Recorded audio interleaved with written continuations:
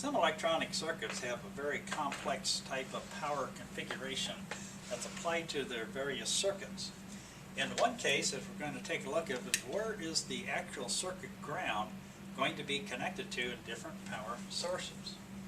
So if you take a look at the original convention of a power source, you're going to see that oftentimes we have a negative part of the terminal, or the power source.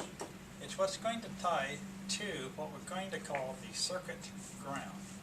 Circuit ground has this particular symbol and is used universally to indicate a common current tie point. So I could have several other circuits out here, and their minus return would connect onto this through different types of circuit board connection. It could be wired connections or others. So in the case of this one right here then, this would become the positive part of the power supply. And this one down here would become the 0 volt, also known as our common ground. Common ground is where connecting all of the negative parts of the electronic circuits up to this particular power supply, and they have this symbol. Sometimes this particular ground is connected to a metal case that's outside of the circuit. They use this oftentimes for shielding. So you're going to find sometimes that we've got this symbol, which stands for chassis ground.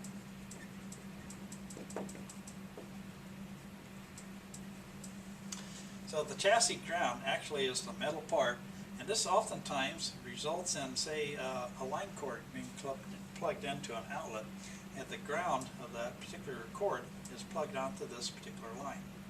In other cases, these are kept completely separate, so that this becomes grounded through the power line, and this is DC line, or this DC common ground here, is kept separate. There are other types of grounds that are used in electrical systems, and they have different names and applications. So let's take this and extend it out a little bit, and take this out of here. And I'm going to put some loads in here representing electronic circuits. One thing we're going to find out is that because this is a series circuit, the current is the same throughout series elements out here, and each one of these is going to have its own voltage drop out across here. For example, I could make this a 6 volt drop, and this one could be maybe a 5 volt drop. If we add those two together, we get the V sub S, or the source voltage, often called the total voltage. In this case, it's going to be 11 volts, because 6 plus 5 is 11 volts. Now, because we've got these two voltages stated on these loads, we could actually take this ground and move it around, and we could have different voltage sources.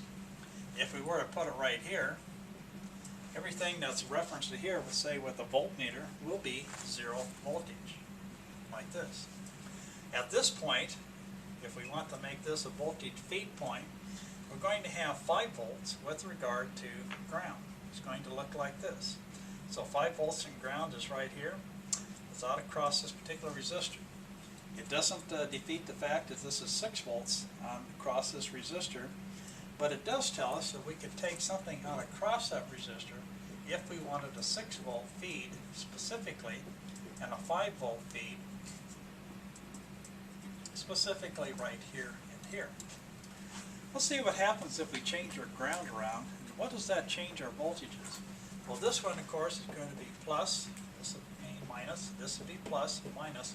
So this is the actual polarity of the voltages that are existing out across the load resistors. So in the case of this one right here, we're going to move our ground around and see what happens to our voltage feeds. I'm going to move the ground out of here, and I'm going to put it right here. What this does now is it gives us the ability to move the voltages and give them different polarity signs. Our 0 point at this point means that all other circuits, they're all going to tie to this particular circuit, because it now is the electrical ground for these two sources. What we've got at this point here, however, is because this is positive, this is going to become a plus 6 volts, with respect to this 0 point, also known as our ground. It's a continuous point here to here.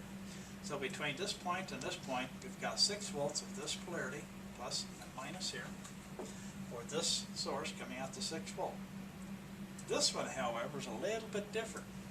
This came off the minus side of the power supply. So what we're going to see on this one is we're going to see a minus voltage. But how much voltage is it? Well, because this was determined that this is 5 volts, this is now our ground. Everything will now be referenced between the ground, the 0 volt reference, and this minus terminal. What we now have here is a minus 5 volts. This one up here is a plus 6 volts. So if we needed a power supply that did that, that's what we would have.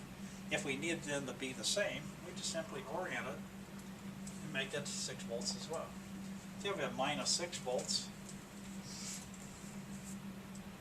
At this point, this is our ground. This is a plus 6 volts in regard to ground here. So if I put a voltmeter between those 2 points, it will read plus 6 volts. If I put the voltmeter here, it's going to be just a little bit different because we're referencing everything to the minus part of the power supply. I'm going to change this now to 12 volts. And now we're going to have a voltmeter that was going to read minus 6 volts. So depending upon where the circuit ground is connected, it's going to determine all the other voltages, the maximum amount of the positive part, the maximum part of the minus. We could put a third resistor and have a different voltage reference to another type of load that's in there. So it's not just limited to 2 different loads. You could have a third one in there as a controller. You could even have a solid state circuit in here regulating these voltages coming out of the circuit. They often do. So in the case of this, we're going to take our main power supply, we're going to divide it down 2 different voltage lines. If I had 3 loads, I could have 3 different voltage lines. It's going to require a little bit of analysis as to which one's going to be positive and negative, where the ground is connected, and all of the other sources with respect to that ground. The ground could also be up here, called a positive ground system. The ground could be down here, this would be a negative ground system. Or it's right here, it's a combined ground system because there's 2 different polarities, voltages, that are meeting at this particular node.